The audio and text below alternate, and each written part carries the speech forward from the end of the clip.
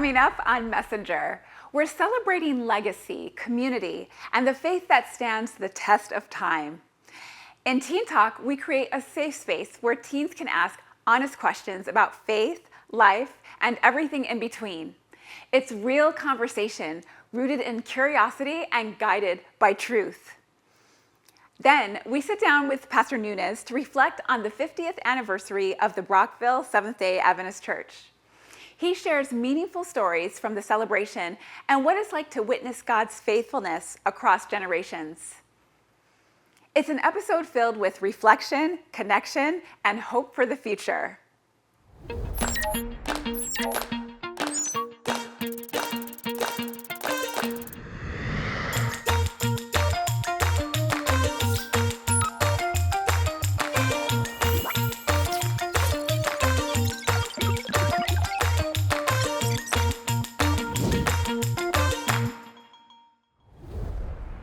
Hi everyone, welcome to Messenger. I'm so glad you're here.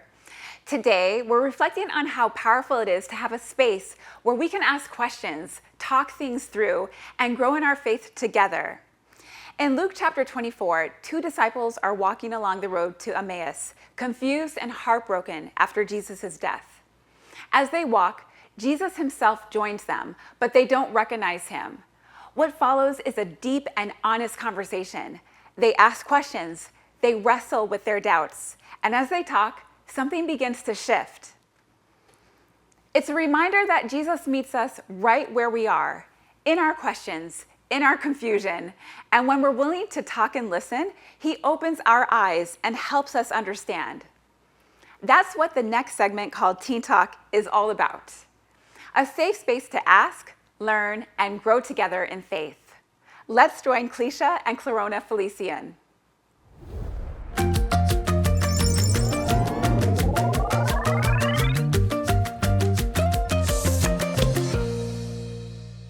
This is a free offer from Hope Channel Canada. Visit hopestudy.ca today and find answers to life's most intriguing questions.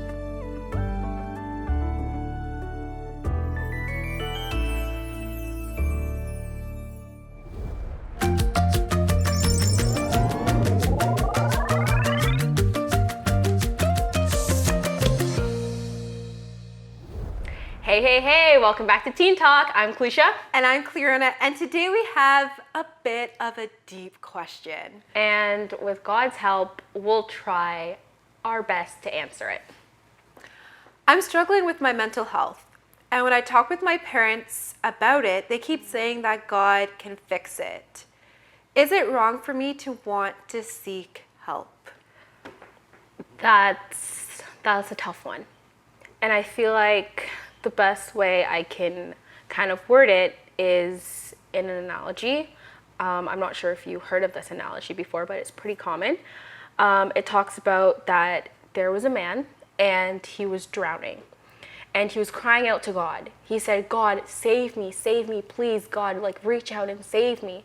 And one boat passed and they were like, hey, like I see you're drowning, do you need help? And he was like, no, I'm waiting for God to save me. Then a second boat passed and they're like, hey, you're not doing so well, come on our boat, like let us help you. No, I'm waiting for God to save me. And the third boat passed and the same thing happened. And the man was so distraught, he was frustrated, he was crying out to God, like, why didn't you save me? And God's like, didn't you see that I sent you 3 boats?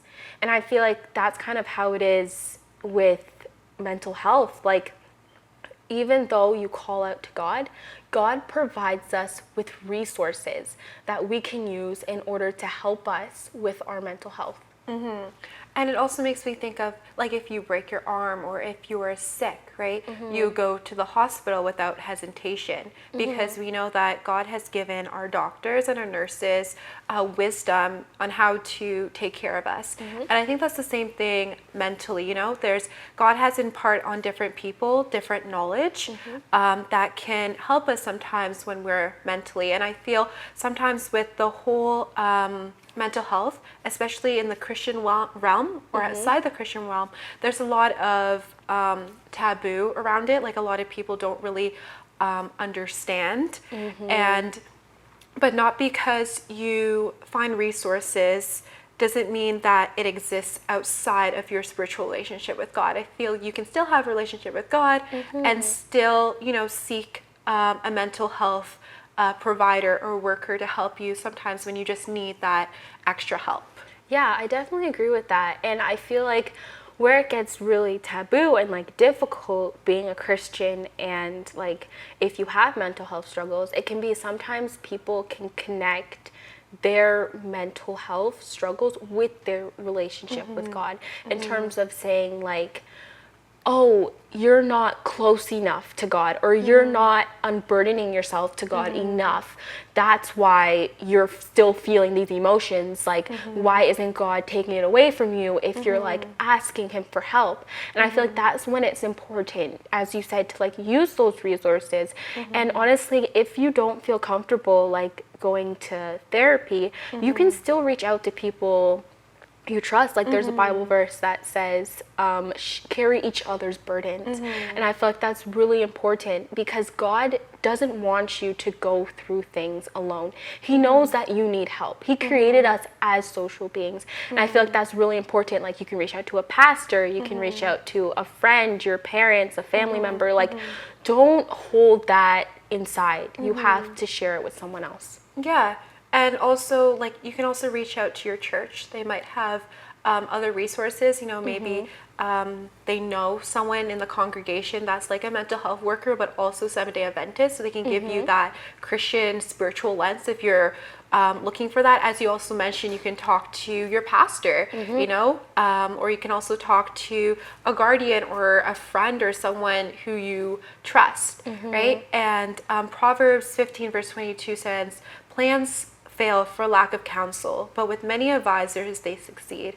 So here in God's word, he's telling us, it's not wrong to take advice from other people. There's not wrong to listen to counsel, especially if you're going through a difficult situation. Yeah, and I think it's important to also note that you're not alone. Like there are many people, even in the Bible, who experience mental health issues as well.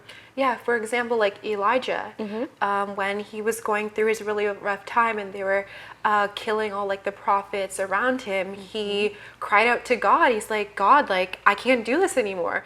Like he even said like I want to die. Like I don't want to do this anymore. And I really like that story because he was a prophet. He had a really amazing relationship with God, and this just shows a very deep relationship with God. And this shows that sometimes mental health can exist outside of our relationship with God, not because you have such a knit, close relationship with God. Protects you from the human struggles. Exactly. And he still cried out to God, and God was able to, answer him and comfort him and give him food and everything. And he said, go take a nap, go eat something, and he felt better. Yes, but it like shows us like don't feel discouraged, don't feel bad, don't feel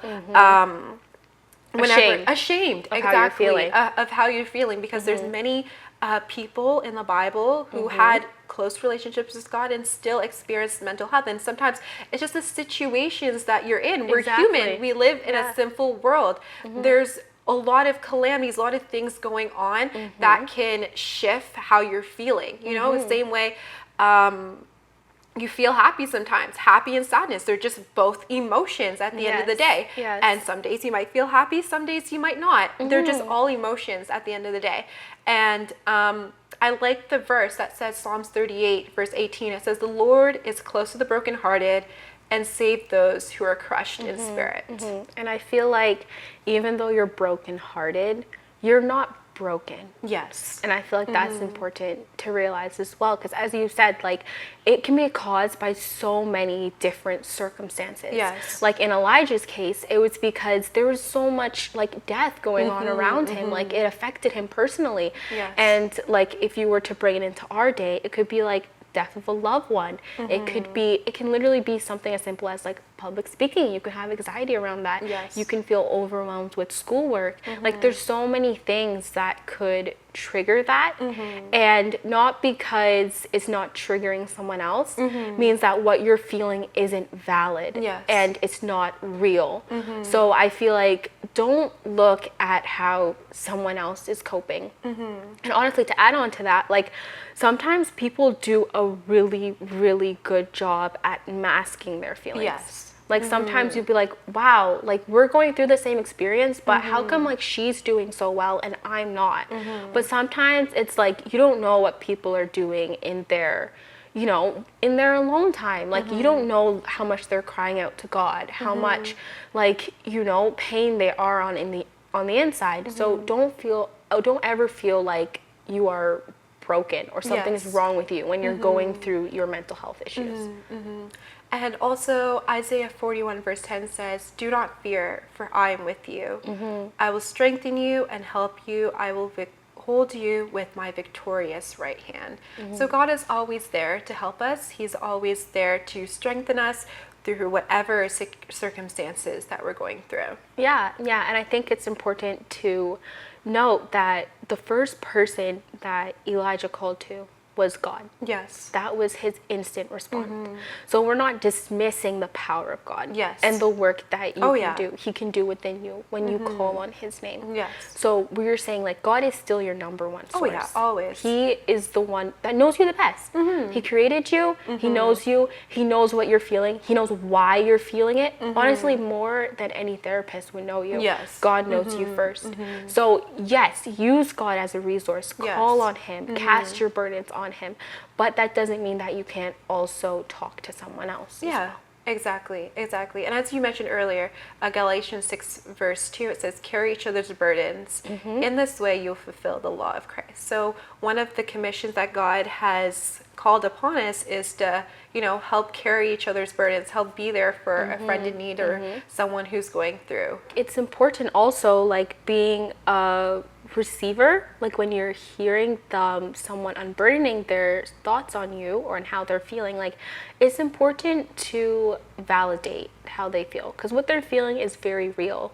Like for example, Jacob, like when he cried out to God, God knew exactly what Jacob needed in that moment. And at that time, he was wrestling with his feelings with his brother. Like, even though God had forgiven him and he confessed what he had done, Jacob just couldn't get it through his mind that he is forgiven, he is released of this. That's why God knew he needed to wrestle. He needed to wrestle with God. He needed to physically feel that what he was going through is a real struggle. And I feel like God knew that. And I feel like that also brings us back to like what you would need in your trial is different from what someone else might need and what would work for someone else. Like for example, Jesus wept, and there's many other people in the Bible that different things worked for them during their struggles. And also Peter, he experienced a lot of fear getting out of the boat. And he was so close with Jesus. Like Jesus was looking right at him. Looking right at him. And he still had a lot of fear and a lot of anxiety. And that's why he, you know, started to sink as well. And also David was going through a lot with Saul trying to come after him and trying to kill him. But what did he do to help? He played his harp. And so he even went through like a depression period too, like after everything that happened with Bathsheba and everything. Like if you read like the Psalms, like he was depressed. Like he was experiencing some like really, really deep feelings too. He used music as a way to calm him and help him go through whatever he's going. And these are just some ways that you can use to help with your mental health. You know, there's music, there's exercise. A lot of studies have shown that exercise helps with relieving stress, is a good outlet. Also having a good meal, like in the story that we were talking about. So there's many different forms, different outlets that you can use to help you, going for a walk, being out in nature, surrounding yourself with friends and family. You know, there's lots of resources, reading a book. So no matter how overwhelmed you might feel sometimes, but as we said before, like God is always there to help us, and also your friends and family. Yeah, so we hope that helped you a little bit with our little deeper discussion of Teen Talk today. If you are struggling with your mental health, please reach out. Please find resources and don't keep it in or keep it to yourself. So thank you so much for joining us today on Teen Talk, and we'll see you next time. Bye.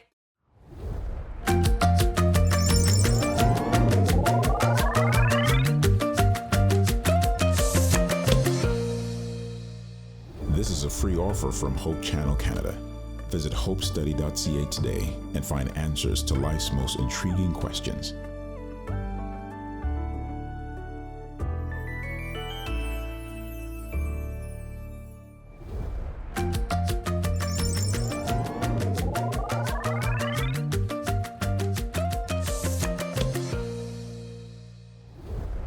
Thanks so much for joining us for Teen Talk. It's always encouraging to hear young people share their thoughts and grow in faith together.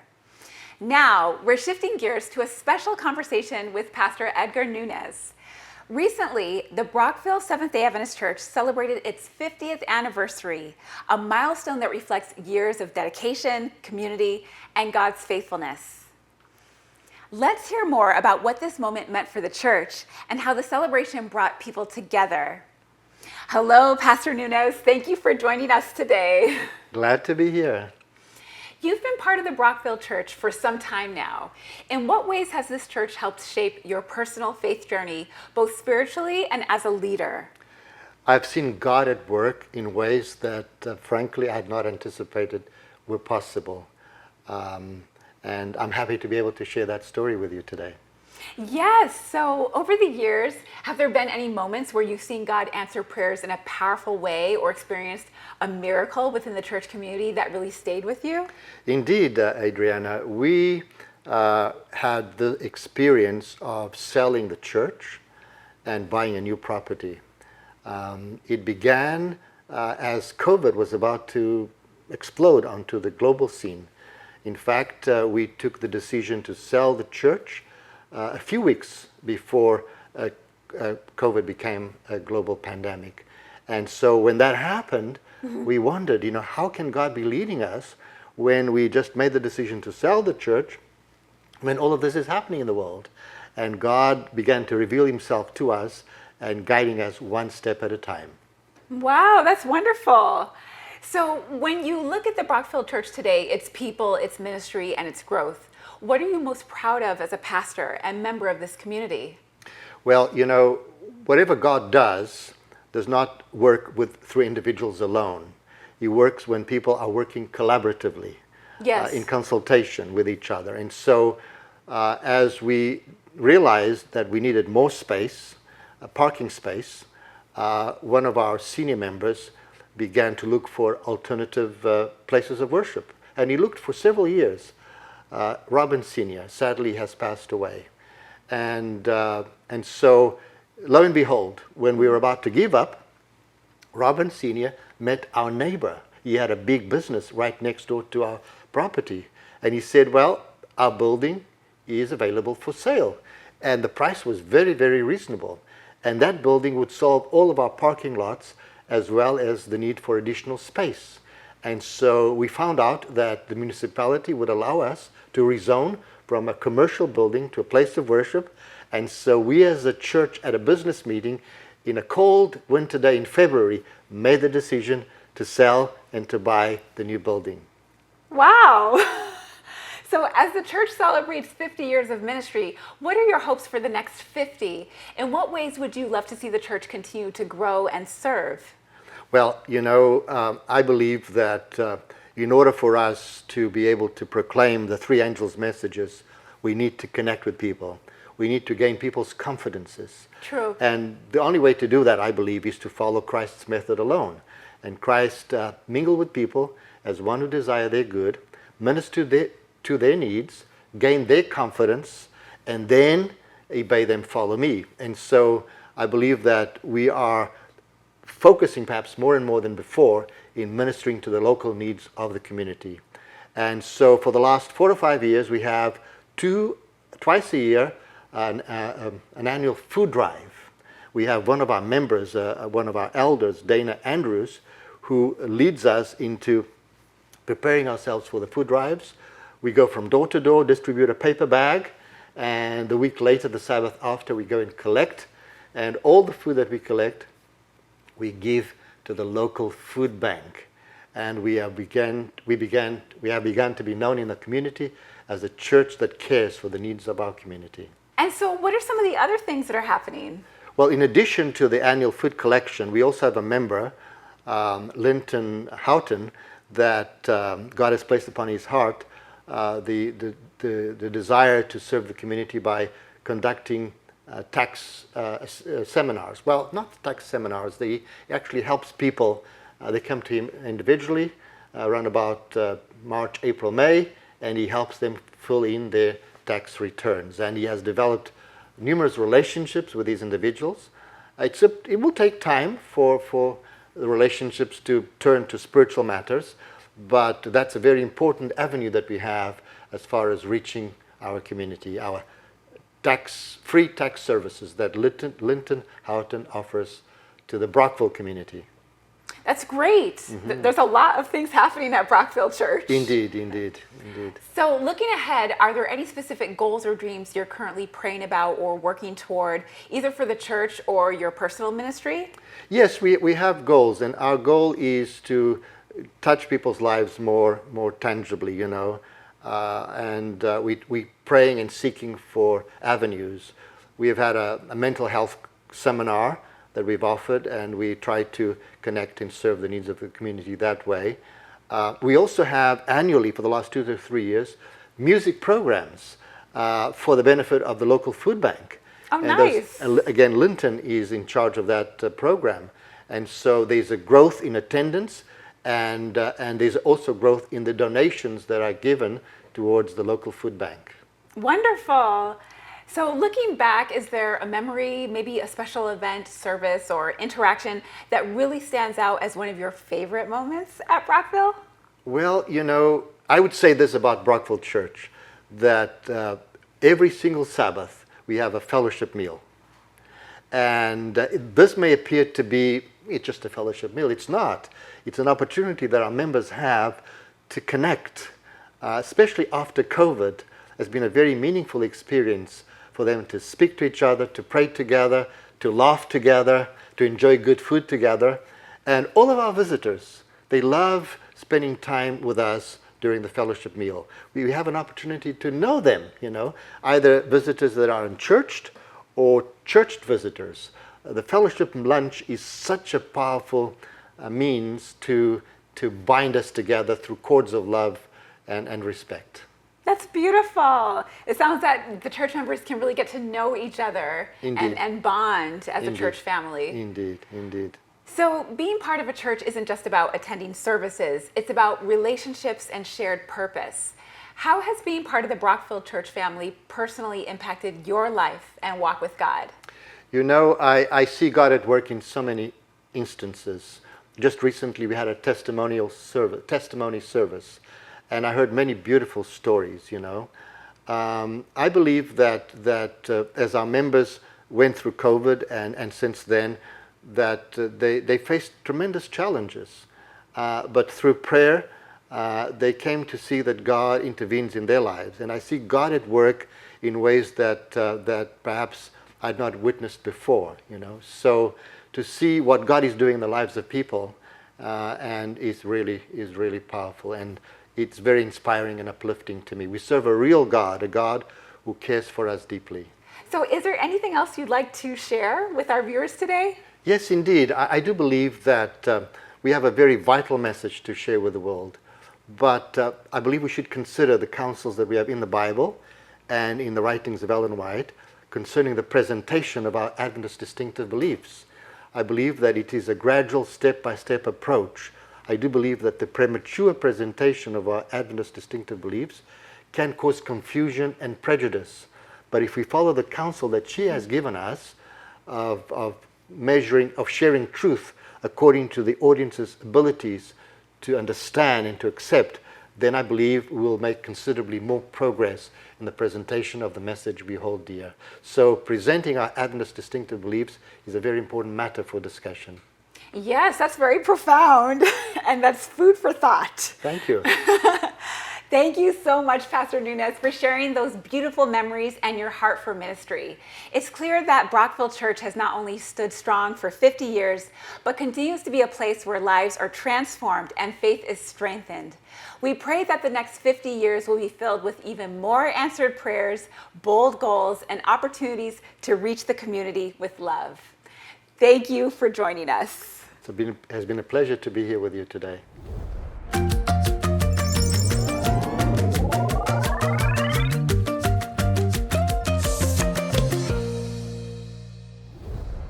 Hello everyone, my name is Tiffany Campbell Daly from Agents of Hope, and I hope that you're doing well.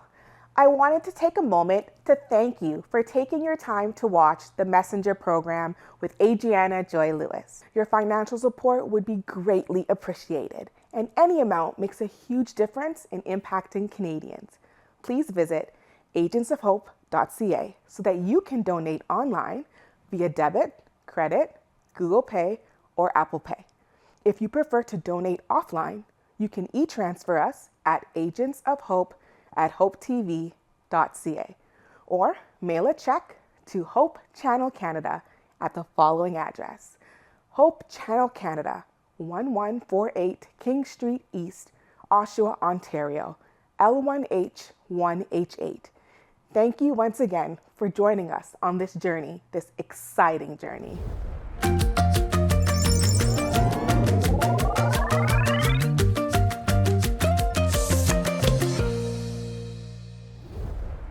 That brings us to the end of today's episode. From honest conversations in Teen Talk to celebrating 50 years of faith and fellowship with Pastor Nunes, we hope you've been encouraged and inspired. Whether you're just starting your faith journey or looking back on years of God's goodness, remember your story matters and your faith makes a difference. If you would like to work with us, consider becoming an agent of hope and supporting this ministry. Your participation helps us continue spreading God's love and message of hope. To donate, visit agentsofhope.ca, where you can give by debit, credit, Apple Pay, or Google Pay. E-transfers are also accepted at agentsofhope@hopetv.ca. You can mail a check payable to Hope Channel Canada to the following address: Hope Channel Canada, 1148 King Street East, Oshawa, Ontario, L1H1H8. Or give us a call at 1-855-4HOPE-TV. That's 1-855-446-7388. Thank you for being with us today. Keep spreading hope and being a messenger in your community.